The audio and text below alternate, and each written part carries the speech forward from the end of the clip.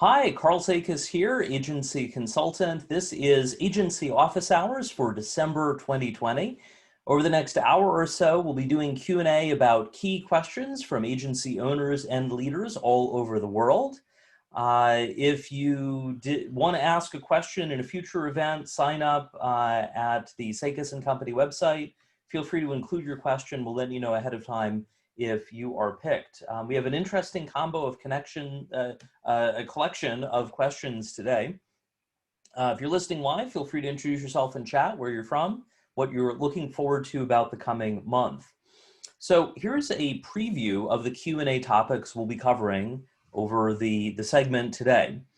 First up, Kevin in Virginia has a question about agency owners doing client work. That's definitely an it depends kind of question.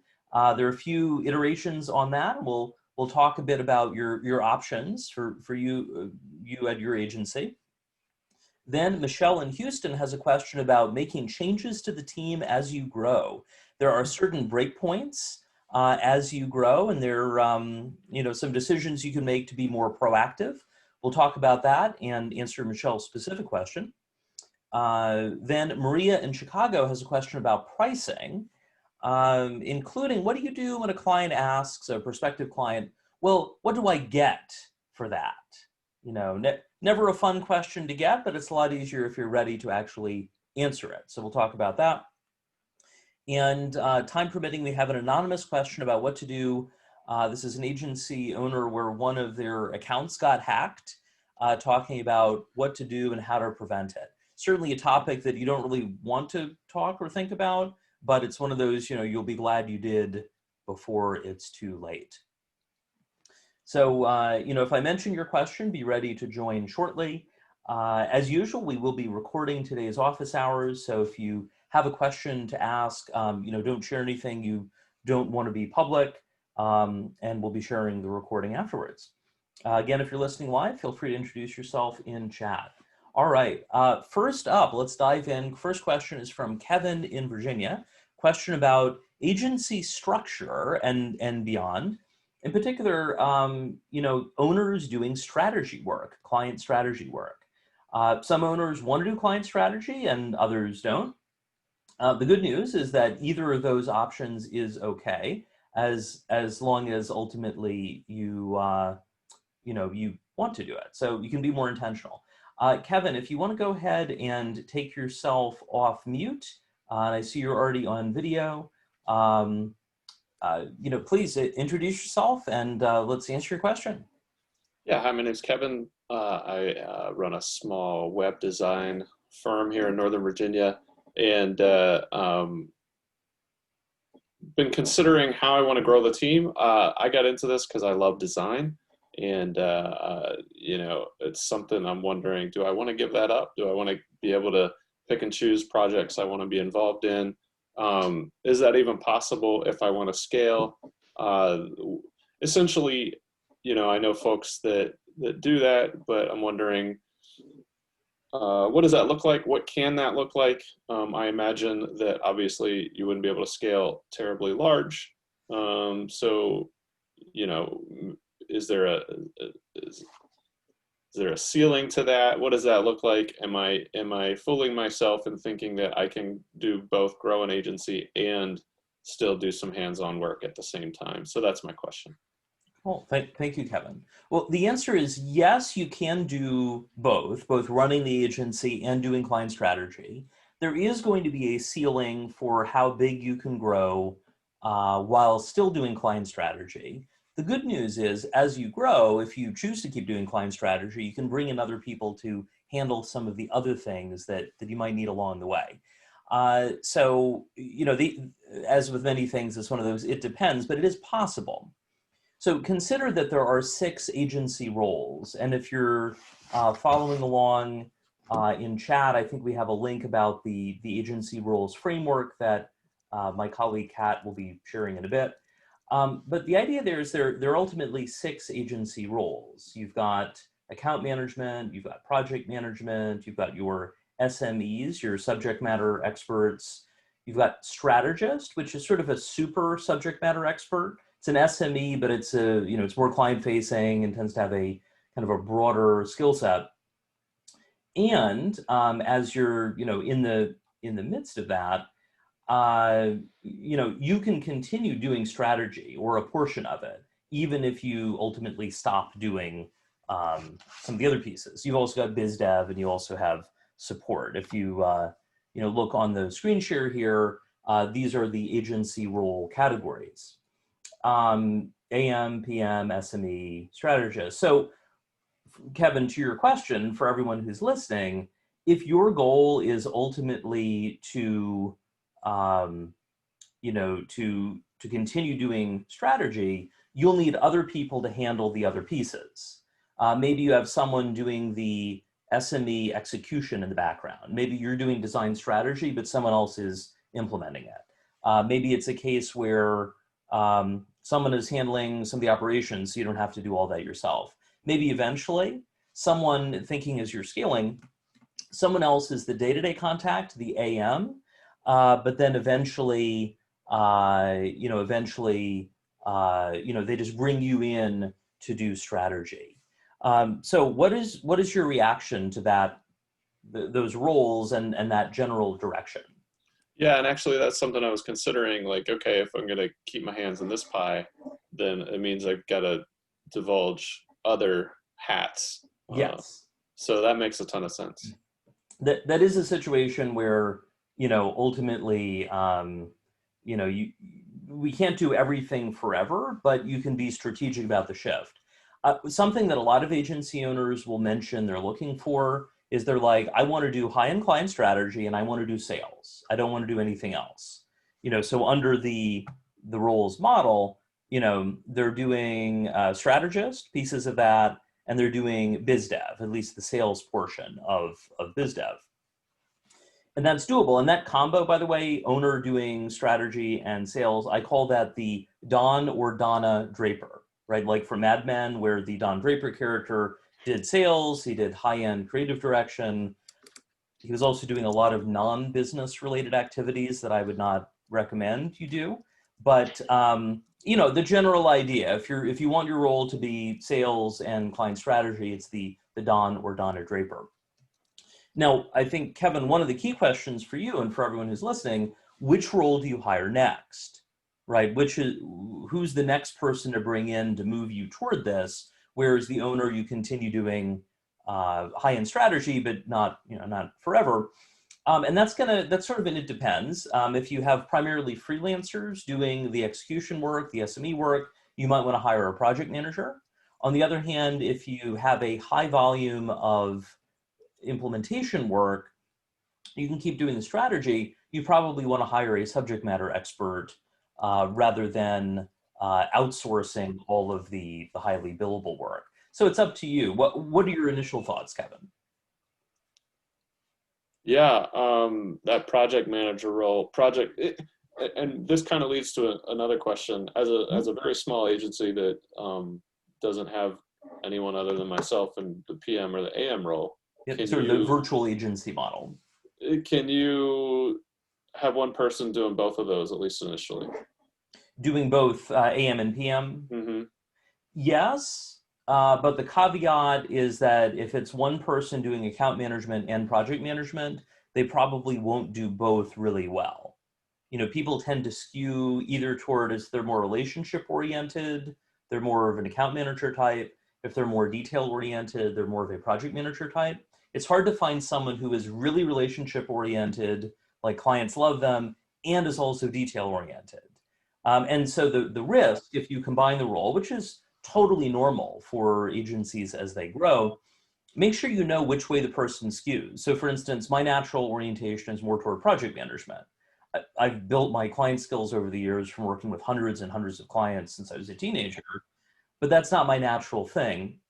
So I know that, if there's a nuanced situation, I might want to run it by someone on my team to see, is there anything you might change about that?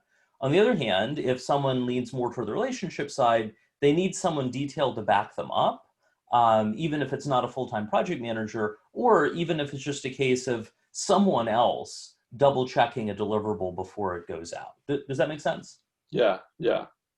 Excellent. Well, Kevin, thank you for asking the question.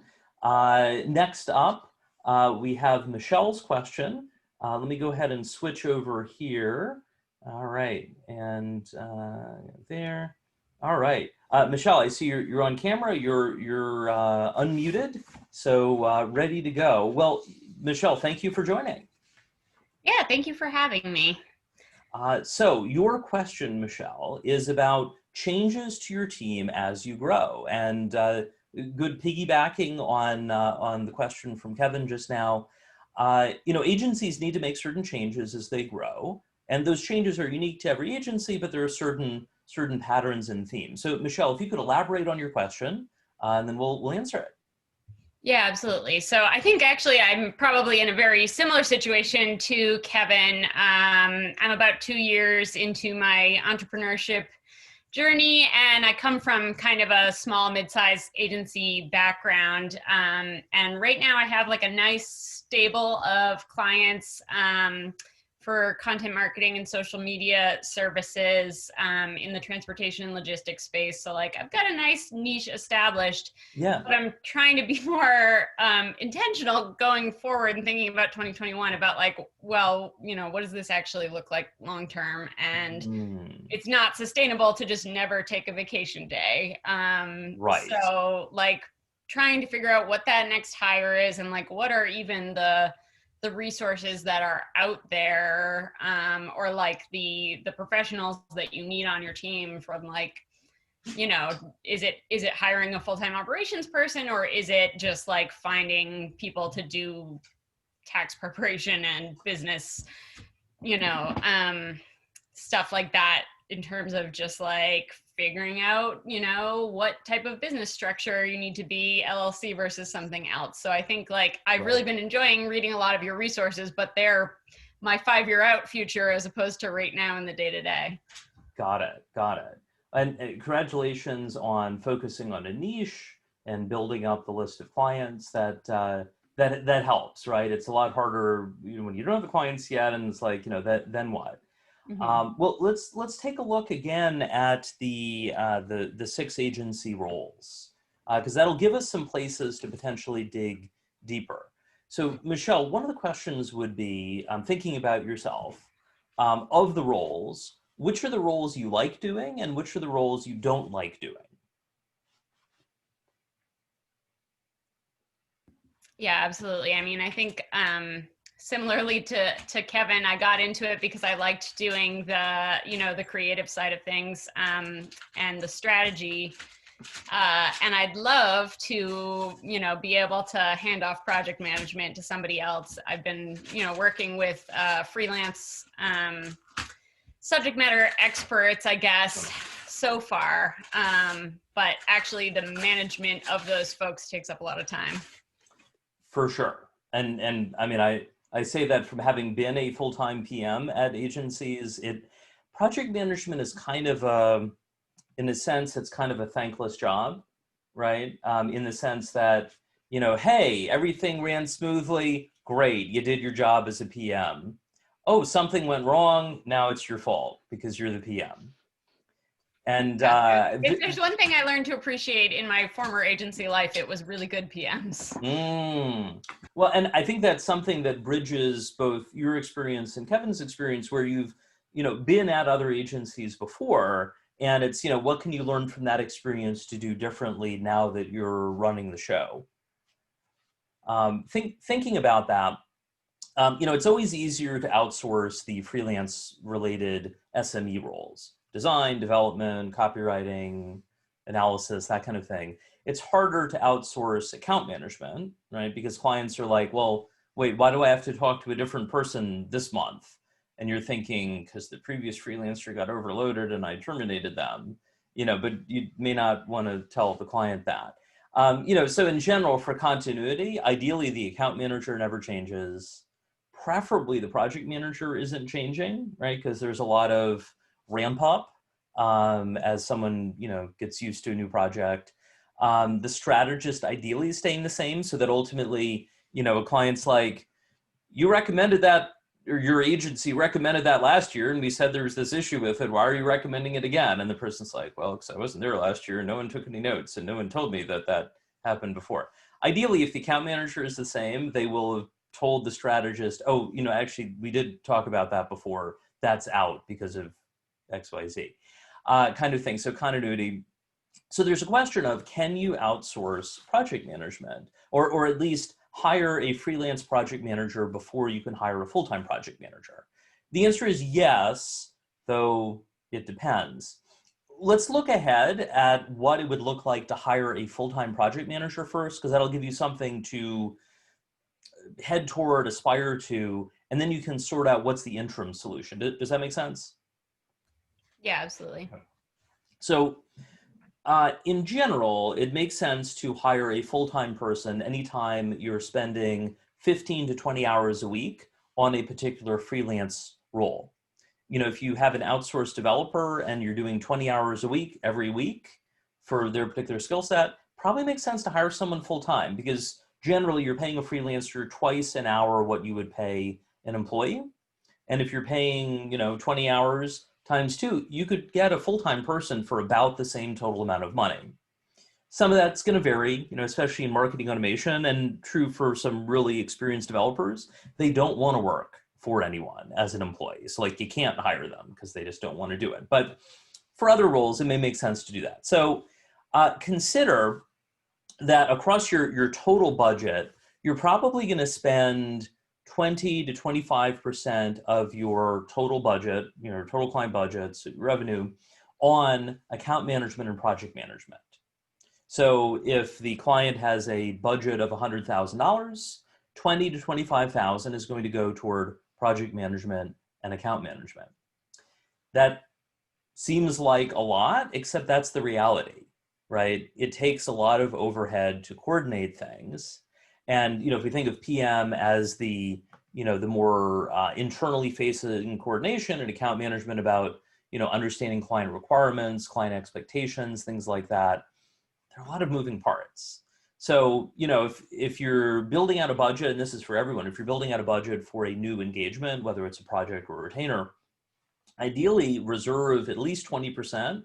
And if it's a needy client, I'd ramp that up to 25% for PM and AM. That is, your subject matter experts and your strategist can't touch that budget, because otherwise you're going to run out of budget, and that is not fun for anyone. So set that aside. Now, you could consider, and you don't have to share this out loud, but what is 20% of your revenue, both this year and projecting into next year? If that's enough for one person to bill full-time, then it may be time to hire a full-time PM. Now, how much should a PM be billing? Well, and Kat, if you can find my article on, I think we've shared the article on agency roles that has some of the billable targets. Actually, no, I think we just shared that. PM's generally going to bill about 50% of their time. So if they're working 40 hours a week, they're going to bill 20 hours. That is similar to what an AM, an account manager, would bill. It is lower than what a subject matter expert would bill. That might be 28 to 32 hours a week, because the SMEs can go more heads down, whereas the PMs and AMs are interrupted all day long. As anyone listening, if when you're wearing your AM or PM hat and you're getting interrupted all day long, that is sadly normal. So, if we think about those percentages, if 20%, as a baseline, 20% of your total revenue could go toward PM and AM, and assuming that a PM is billing 20 hours a week, we could sort of expand that out. If you're charging about $150 an hour and they're working 47 weeks a year, a PM is going to bill around $150,000 a year. And this is in US dollars. You can adjust it to your local currency if you're outside the US. So, when you're at the point of 150,000 in annual billables, where that's 20% to PM, it probably makes sense to hire someone full-time. If you're not there yet, totally fine. But now what? So let's take a look at the freelance, hiring a freelance PM. But Michelle, any questions about what I've shared so far? No, I mean, I think my follow-up really is what, when does it make sense to have PM plus also someone that's the subject matter expert person on your internal team versus keeping those subject matter expert folks outsourced. But no, I think it all makes sense so far. Got it. So there's a question of timing. Well, I guess a question on, for instance, when to hire a dedicated, well, we talked a bit about hiring a dedicated full-time PM. I think one of the key next questions to consider is, when is it time to hire a freelance PM? Because eventually you'll want to split it out, but that's not an option immediately, depending on the agency. So, I mean, you could really hire a freelance PM as soon as you need at least 5 hours a week of project management help. And keep in mind that if you're looking for like 5 hours, maybe 10 hours, you might be, there are a few levels of people that you might hire. So for instance, maybe it's a situation where, let's consider the levels. At the most experience, you would hire a project manager who could be a senior PM, maybe been doing this 5 or 10 years, something like that. And they've been through a lot of scenarios. That's part of the reason that PM is a learn by doing kind of job. The idea is that PMs have made mistakes at other agencies, and so then they hopefully won't make those same mistakes at yours, but you're paying for it. So project manager is fairly seasoned. I'd say a minimum of 5 years of experience. I mean, they could have 20 or 30 years of experience. Although if someone has been doing project management for 30 years, I don't know, what is wrong with them? It's hard to find someone who's done it that long. It's burnout. So what about below a project manager, you'd have a project coordinator. So this is someone who is coordinating meetings, coordinating deliverables, scheduling tasks, getting things done. The key thing is that they are not adding as much value as an experienced project manager would. They're often earlier in their career. For instance, one of the questions I recommend for hiring a PM, and Kat, if you can find my article on PM interview questions and share that in chat, if you could, please. For instance, if you're hiring a PM for web development, you could ask, what are some mistakes you've made? I would say almost every PM who's done web development has launched a website and forgotten to reactivate the Google Analytics tracking code. I've certainly done that. And so, if someone has never made that mistake, they're going to do it at your agency, no matter what documentation you give them. And if they have done it before, they're probably never going to do it again because it was so embarrassing and so awkward, and it created all of these problems, right? They're not gonna do it again. So we've got project manager, and this is assuming freelancing, project manager, project coordinator, and then you could also hire a virtual assistant. They're not going to add quite the same level of value as a project manager or project coordinator, but you know what? If they're a good VA, they're going to be detail-oriented. You could probably train them, if they're interested, to become a project coordinator. So questions about that so far, Michelle? Yeah, I mean, I'll take a look at these. Oh, sorry. Oh. I'll take a look at these. It's a client calling. Yeah, this is the problem. I'm always on call. I'll take a look at these interview questions because I think that is one thing that definitely is a struggle is if I am going to hire somebody, how can I make sure I'm hiring somebody who is good, that I don't spend so much time training them that it actually is more work than just doing the work myself. Exactly. And yeah, find that right fit. But yeah, I've thought about the virtual assistant thing as well as an interim solution, and I'm curious to hear what you would say in regards to that. Regarding hiring a VA or? Yeah, I mean, like, does that make sense to do if you're not quite at that level of bringing someone in long-term, and what sort of tasks are good for that? One of the best ways to get someone to add value would be around things like coordinating meetings. You've seen there's all that back and forth. Using tools like Calendly and others make it easier. But once someone is already in as a client, you may not be using all of the automated tools, right? You're willing to give them some extra options beyond just what's on the public calendar. We'll be sharing in chat a few follow-up articles, so we have the PM interview questions, PM levels about, project coordinator, project manager, a sort of executive or director of PM. We also have an article on executive assistant expectations, like and notably it's mutual expectations, what you should expect from them and what they can expect from you. So that'll help with that. There's a question of, what? So like all of that back and forth on scheduling, you can have someone else do that. Your role as the strategist, as the account manager is that, when you're wearing those hats, is that the meeting happens. You don't have to be the one to actually schedule the meeting. Likewise, say a client is supposed to give you sign off on a particular deliverable. You mentioned, doing content. My experience has been that often content-related clients can get paralyzed about the sign-off on the content, right? Because they understand that once they sign off, you're moving forward, depending on the range. So there can be some analysis paralysis there, where they're like, oh, if we sign off, like this is going out, this is going up on the website, this is going into the sales sheet or whatever, and so they want it to be perfect. Now, one solution for that is to build in multiple milestones. You'd say, all right, what's the V1 sign off? All right, you'll have one more opportunity after this. This isn't like final.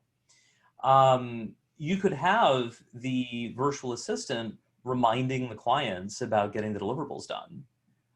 Whenever people talk about, content delays, one of the things about content delays is that, we do this work all day long, our clients don't. That's part of why they've hired the agency. So it's up to the agency to manage the client's expectations about what needs to happen along the way. So, you might say you need one of their internal subject matter experts to write an article about something, right? Something, say, within logistics. You can remind your contact, here's what we're looking for, here are the specifications. You might also say, here's a how-to article to help, extract that information from them.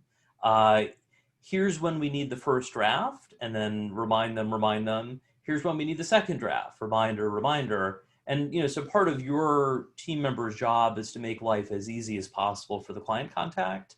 As one of my mentors in the past said, if you want someone to do something for you, do it for them.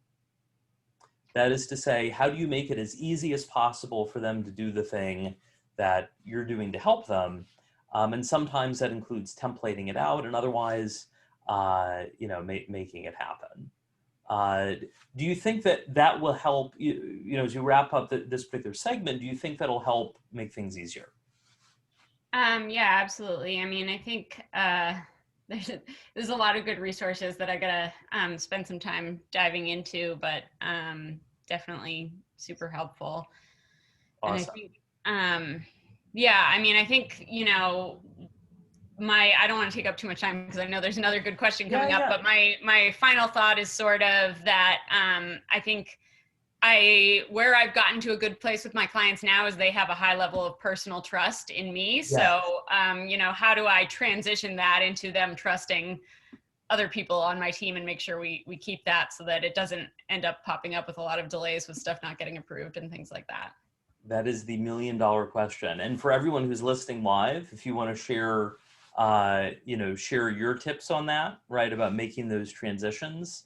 One of the key things is hiring the right people and then delegating it and making sure that they understand the values, goals, and resources to follow. So, if you hire a new person and just throw them in, the deep end and expect them to run things, it's probably not going to go smoothly. Thinking about, I started a job at an agency a number of years ago. I started as a project manager. And on day one, they were like, Karl, one of our biggest long-term clients, we got a meeting today, and we need you on that call. I'd never met them before. I knew nothing about them. I quickly Googled them. I learned a little bit. Now, the good news was that our salesperson had been drafted to lead the call. So although it was going to be my account in the future, I wasn't leading the call for the client that I had never met before and had no idea what was going on before.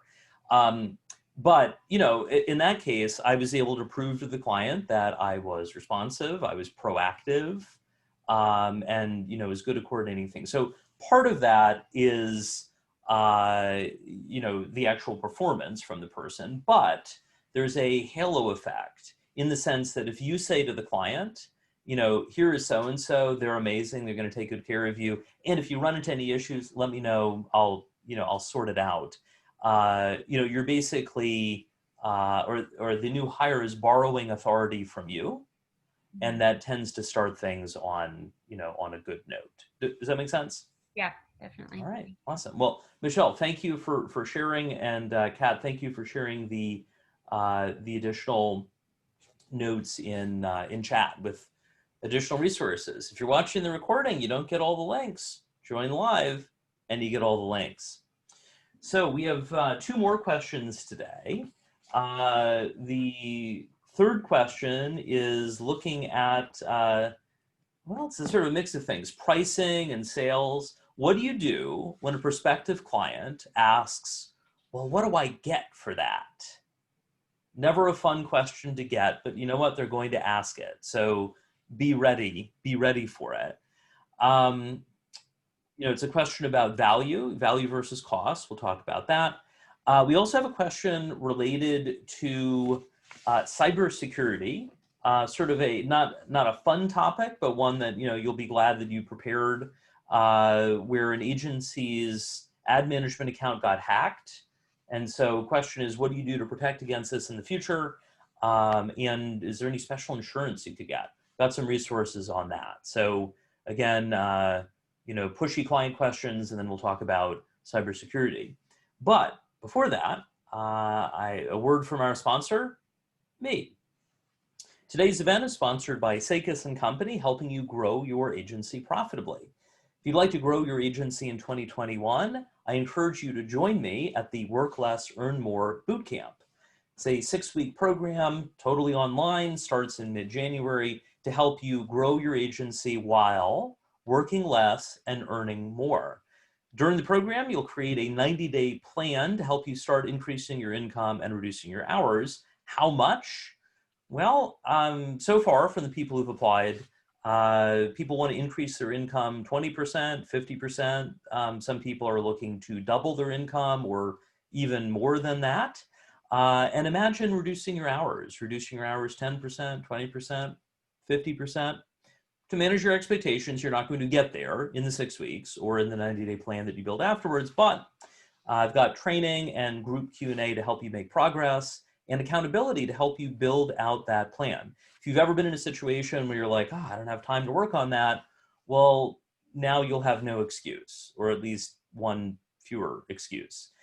Several of the people I see who are on today's call are already accepted to the bootcamp. If you're interested in sharing in chat why you chose to join or apply, feel free to share in chat. At $750 US, I think I probably priced it too low. I launched it about a month ago and we're already almost sold out. So I will be raising prices next time, but if you're in now, congratulations. And if you're thinking of joining, apply before I come to my senses next year. If you want one of the last spots, I recommend applying this week. It takes only 5 to 10 minutes to apply. There's no obligation. So if you'd like to work less and earn more, I would love to help, and looking forward to reading your application. On to question 3. This is a question from Maria in Chicago. She had submitted the question earlier and had a scheduling conflict pop up. I don't know if it was client related or otherwise, but we will be answering the question anyway. Maria's initial question was, how do you address value in terms of cost? And I asked her to elaborate a bit, and she wrote, we run into issues on the sales side when they say, the salesperson says, here's plan 1 and plan 2, and then the question comes down to how much more does the prospect get in plan 2? And Is it worth it? And then the sales team goes down this rabbit hole of quantifying everything, sort of a grocery list. You get 2 of this and 3 of that and 1 of these, and you get this, this for that long kind of thing. But then when it comes to actually doing the work, of course, as you've seen, an itemized list doesn't always describe what, the results are going to look like. Or sometimes you'll have prospects who want to Frankenstein the options, right? They'll say, well, I'd like to just switch this budget over to that option, kind of thing. For instance, she mentioned she has an SEO client at her agency with other services, and they're like, well, take the SEO money and put it toward paid media because, the client thinks that's a good idea. But of course, that's, it's not necessarily a one-for-one switch. So what do you do? What do you do when a client is pressing to understand, what do they get? But it's not always a straightforward kind of question. Well, if you're listening live on chat, Kat has shared some links or is sharing some links here to help you dig deeper. One is about pricing philosophy, my pricing philosophy. Another is about the 3 agency pricing models: hourly, milestone, and value-based. And I also talk about value anchoring, which is a way to charge more before you switch to value-based pricing as a whole. So start by considering the pricing models, right? If you've ever gotten a question, and if you're getting these questions, feel free to share on chat. Yes, I've gotten that question. Consider with the pricing models, what are clients actually paying for? When it comes to hourly or time and materials, clients are paying for the inputs. They're paying for the hours your team puts into getting the work done. When it comes to milestone or deliverable-based pricing, the clients are paying for the outputs, the deliverables you create. Hourly might be, we think it'll take 50 hours to get that done, plus or minus, we'll bill you the actual. When it comes to milestone, you're saying for this fixed price, you'll get these set of things to this set of specifications. Most retainers at agencies are milestone-based, where you're promising a certain set of deliverables. And then the third option is ultimately value-based pricing, where in that case, the client is paying for results, paying for performance. Now, if we think about it, value-based is the strongest alignment between client goals and agency goals, right? The more results the client gets, the more the agency gets paid and everyone wins. Problem is, not all work can easily be quantified from a value-based perspective. For instance, say you're creating a piece of content, or you're building a website, or something that's more asset-based. You're creating a branding video for them. How much is that worth? I don't know, or at least from a results perspective. Those 3 examples are going to help them, but it's hard to say, spend $3,000, $20,000, $100,000 on this deliverable and it'll make you this much money. It's easier in performance-based marketing if you're doing pay-per-click advertising, things like that. You have a better idea what results they're getting. If you work with e-commerce clients, you can see the results attribution-wise in their e-commerce system, things like that. But if you're doing something that's a bit fuzzier, what do you do? When a prospective client asks, well, what do I get for that? Before you answer the question, make sure you understand their goals. The more you understand about their goals, the more you can relate the answer to what they care about. The initial question they might be asking is, well, how many blog posts do we get? And indeed, if you're doing something milestone-based and blog posts are one of the deliverables, you do need to clarify that. But don't spend too much time talking about, well, you get 4 blog posts a month, and you get 1 white paper each quarter, and you do this or that. Focus more about how can you connect with the prospective clients they want, or prospective customers. You want your clients to be excited about working with you. And when they're excited about working with you, they're not going to dig into all of the details. Something to consider. If there is and Beth, thank you for your note in chat, about the challenges about value-based pricing when so much of it depends on a client. And Bet, if you want to share a bit more, we could talk about that a bit on video. So feel free to come on video. Could you share a bit more about that? Well, just anytime, you sort of promise that we'll build you this new website and that will, if we're promising that's going to increase your engagement and we're going to do this or that, but so much of that depends on them following. We can build it, but that doesn't mean the potential customers for them will come if they don't follow through doing the other marketing pieces that they should be doing. Right. And so it just seems, it makes me anxious to think about promising results when so much of it depends on how they follow through. It is a tough situation. And, one option is to clarify, maybe it's a situation where you're compensated for, say it's a lead gen campaign. You're compensated for the initial leads, but you're not necessarily compensated based on can their sales team close the leads, right?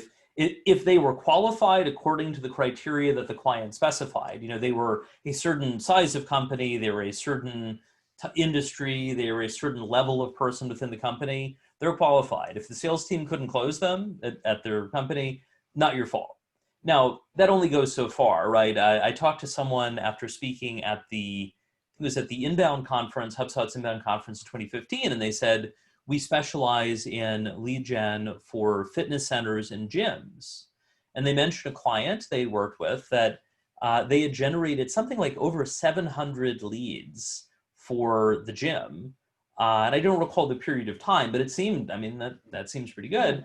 Except that the gym's salespeople were struggling to close the leads. It's like, so, is that the agency's fault? Probably not, assuming they were qualified according to the criteria. But there is an opportunity here, which is what can you do to help the clients get better results further down the funnel? For instance, maybe they're struggling to close deals. Well, what can you do from a sales enablement standpoint, a sales coaching standpoint? It may be a case where some simple changes make a big impact. If we're thinking B2B, where ultimately there is a salesperson or many salespeople on the client side close the deal. I did some coaching with one of my clients where I was working primarily with the agency owner. He had hired a salesperson. He's like, could you coach my salesperson? Yes. And so I was listening to some of the recordings. They had an internal system where they would record the sales calls for coaching purposes.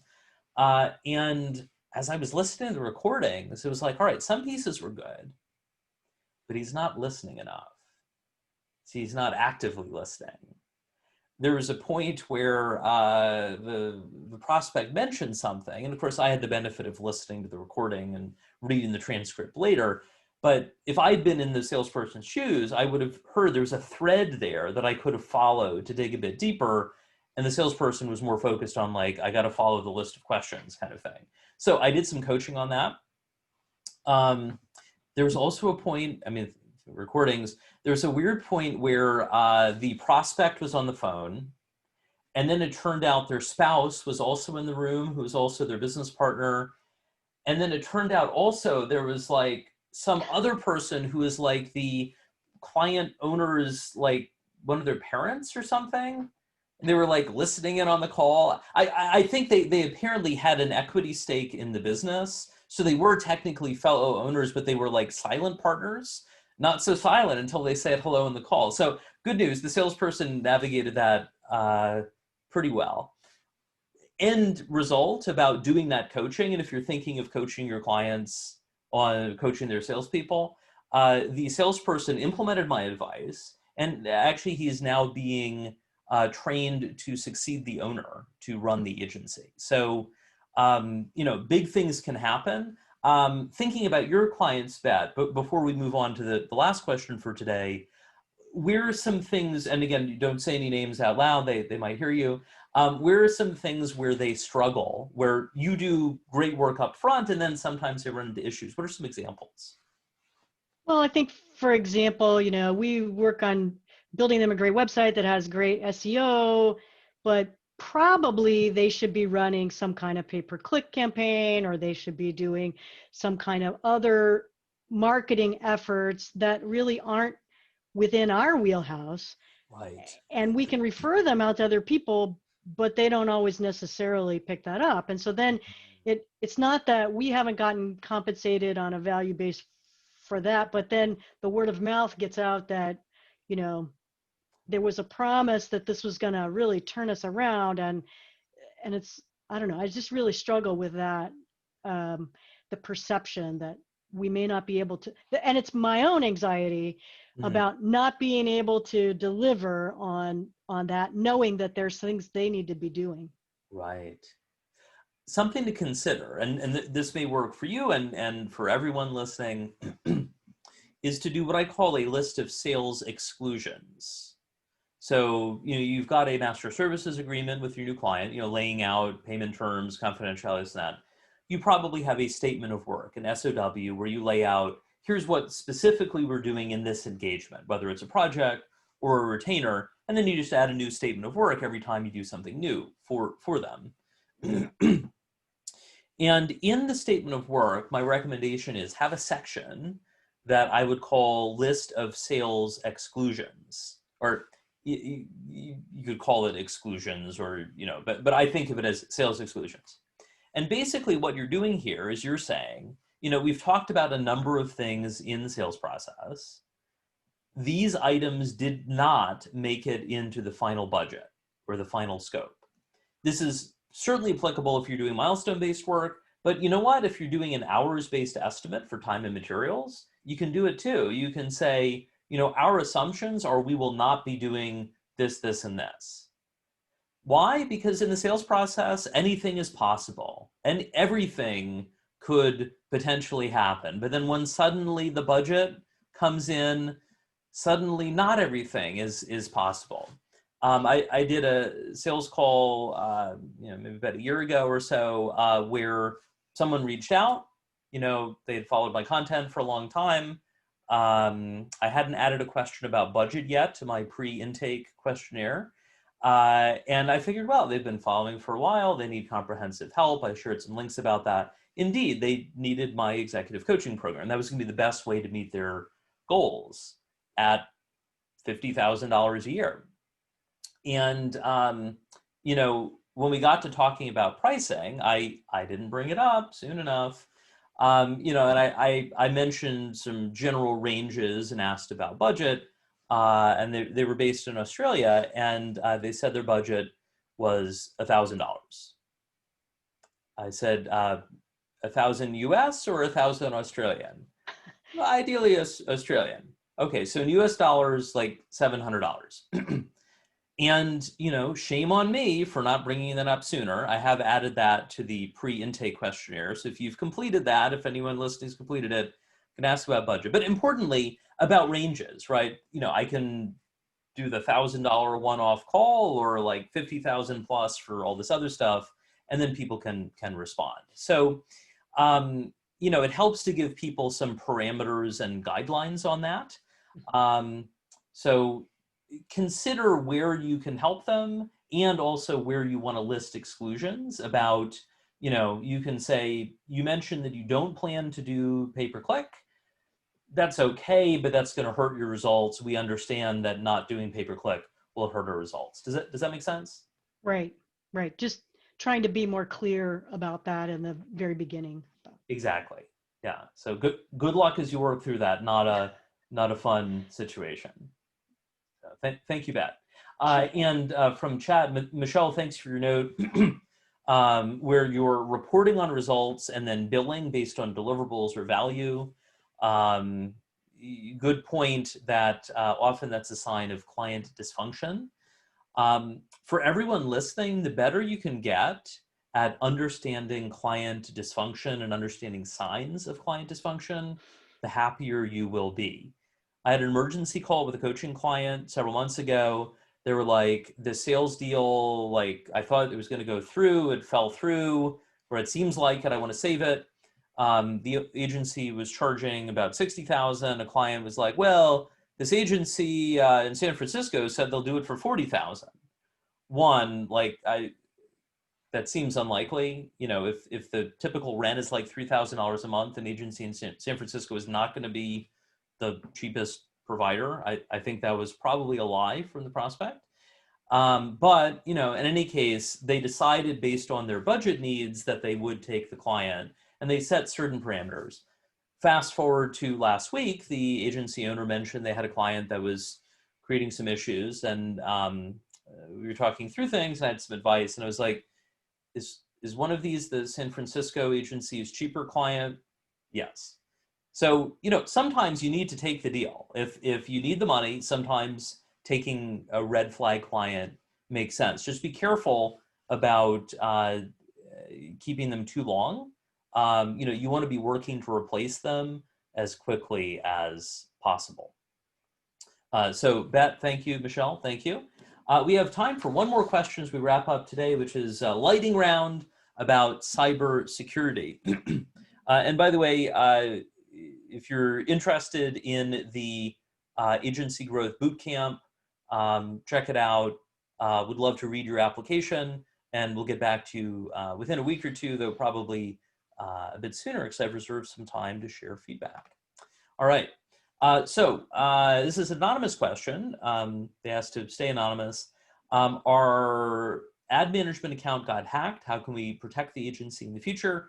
And should we get special insurance? Well, my colleague Kat is sharing some links about agency business insurance.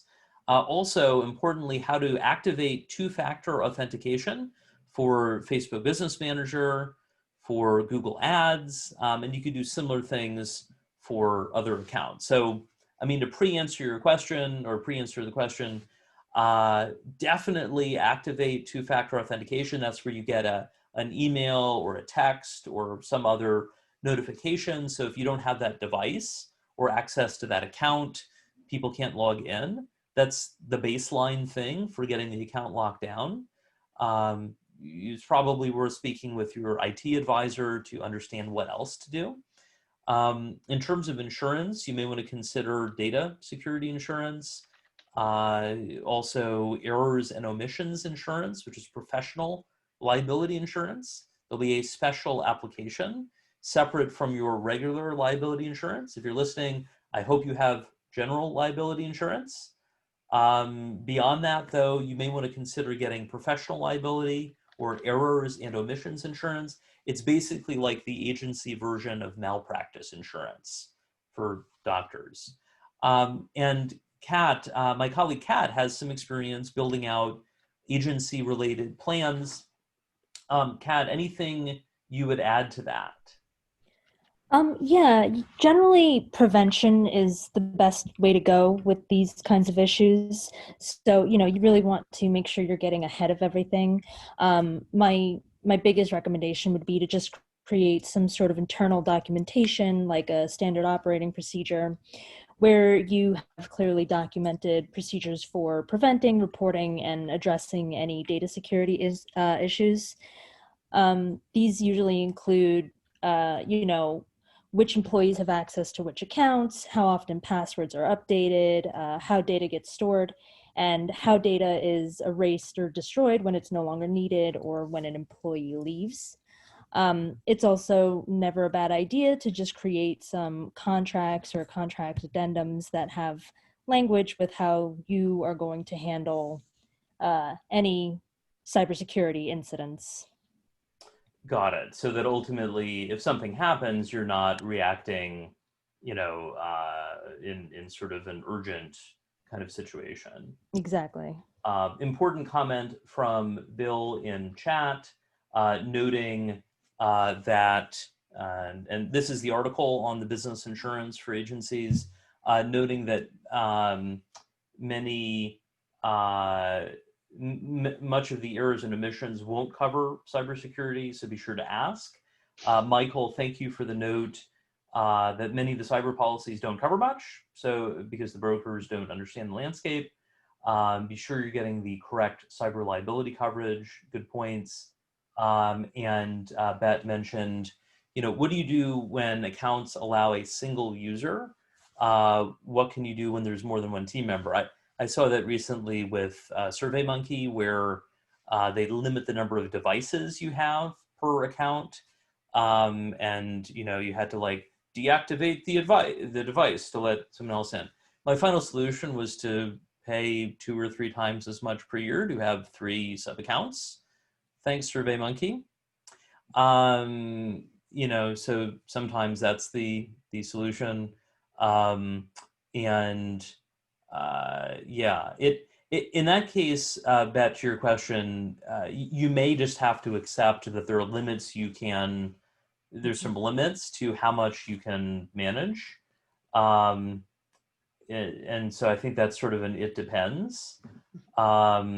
Indeed, 2-factor authentication is going to make things harder, but it's harder for someone hacking the account. Yes, it is harder for your team.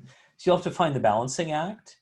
If you're not currently using a password manager, like Dashlane or things like that, that may be helpful from a delegation perspective. That doesn't fix everything with respect to the 2-factor bit. But ultimately, there's the old joke about within technology, there are 2 kinds of computer users: those who have lost data and those who will. It is only a matter of time before something happens, and if something happens and your client is unhappy with the outcomes, this and that. You will likely be in better shape if you had a policy and you followed the policy and things happened in spite of that, right? That, in spite of your best efforts, things happened. Beyond that, you might want to speak with your law firm. If you're looking for an agency attorney attorney who specializes in agencies, 2 I'd recommend: Matchstick Legal, based on the West Coast of the US, and Sharon Turek in Cleveland. I've worked with both of them. And they both specialize in agencies. Good people to talk to. Well, as we wrap up today, thank you everyone for joining. Appreciate your being part of today's office hours. Coming up, we're every second Tuesday of every month. And I look forward to answering your questions to help you grow your agency more profitably. Karl Sakas here. Thank you, and see you next time.